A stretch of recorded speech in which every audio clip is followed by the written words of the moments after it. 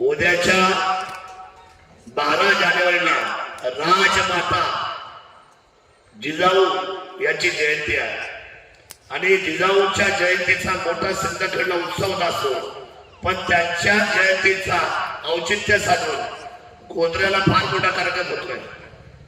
त्या ठिकाणी 41 ब्राह्मण येत आहेत, त्यांच्या हस्ते ते होम हवन होणार आहे, त्यांच्या हस्ते भूमिपूजन होणार आहे। त्या भूमिपूजनाला 2 महत्वाची माणसं येणार आहेत, ते पत्रकार परिषदेत सांगणार का ते सस्पेन्स आहे गणेश, ते आज सांगून काही सांगणार नाही। त्यामुळे मी पत्रकार परिषद उद्याच्या 4 दिवसामध्ये पत्रकारांना सर्व बोलवणार आहे आपल्या तालुक्याच्या। तो शब्द मी दिला आहे की 1 वर्षामध्ये स्मारक, त्याच्या पाठीमागे जगातला सगळ्यात मोठा भगवा ध्वज, आणि ते पूर्ण झाल्यानंतर पुढच्या 3 वर्षामध्ये आज आपण म्हणतो गोल्डन टेम्पल कुठे आहे, तुम्ही जाऊ ना सर, कुठे आहे? Punjab Amritsar, golden temple Amritsar, Punjab Amritsar. आज तुम्ही म्हटलं ना भारतामध्ये गोल्डन टेम्पल, तर पंजाब अमृतसर। पण मात्र माझ्या राजाचं गोल्डन टेम्पल, जगातलं सगळ्यात चांगलं गोल्डन टेम्पल आपण बनवणार आहे, आणि त्या हा संदेश आज संपूर्ण महाराष्ट्रातून आम्ही संपूर्ण जगाला देणार आहोत। कारण छत्रपती शिवराय होते, ते शिवरायांसाठी तन मन धन सगळं देऊन टाकू आपण, कारण त्या राजाने तुमचा आमचा मान सन्मान वाढवला, तुम्हाला आम्हाला आन मान आणि शान दिली।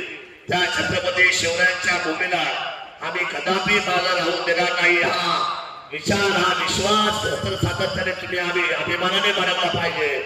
तुम्ही पाहिलं असेल, मी जेव्हा जेव्हा तालुक्यामध्ये आलो, आधी तर लोक म्हणायचे मी जुन्नर मध्ये आलो, आता लोक काय म्हणतात,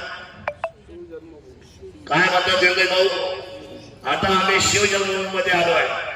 दुसरं, आम्ही किल्लेश्वराचे पायी आहोत। हे दोन्ही शब्द अंडरलाईन का झाले, तर माझ्यासारख्या साध्या माणसाला तुम्ही लोकांनी आमदारकी दिली, आणि एकदा ती आम्ही 100% त्या आमदारकीची उंची ही केवळ छत्रपती शिवरायांच्या नावाने या महाराष्ट्राच्या पाठीवर मांडणे, हा विश्वास आणि प्रेम छत्रपतीच्या प्रती आमच्या सततच्या सद्भावना आणि हा अंतर्मनाचा आमचा आवाज हा संपूर्ण महाराष्ट्राने तुंबला पाहिजे, ही भूमिका त्या आमदारकीच्या पाठीमागे होती। त्यामुळे मी छत्रपती शिवरायांच्या त्या पुण्याचा असलेल्या उद्याच्या प्रकल्पाला आपल्या सर्वांची साथ लागेल। आपण सर्वांनी त्या असलेल्या उद्याच्या महाराजांना हातातली सगळी कामं सोडून त्या भूमिपूजनला आपण सर्वांनी आला पाहिजे। मी छोटे छोटे गट्टे करणार आहे, पण पत्रिका कोणतीही मोकळी द्यायची नाही, म्हणजे कोरे द्यायची नाही। आणि पत्रिका तुम्हाला घ्या, तुम्हाला घ्या नाही, ती शिवरायांच्या भूमीची पत्रिका आहे। प्रत्येक कुटुंबातल्या कर्त्या माणसाचं नाव, एक कुटुंब एक पत्रिका द्याल ना आपण दादा। सगळ्यांचा प्लॅनिंग व्यवस्थित केलं पाहिजे।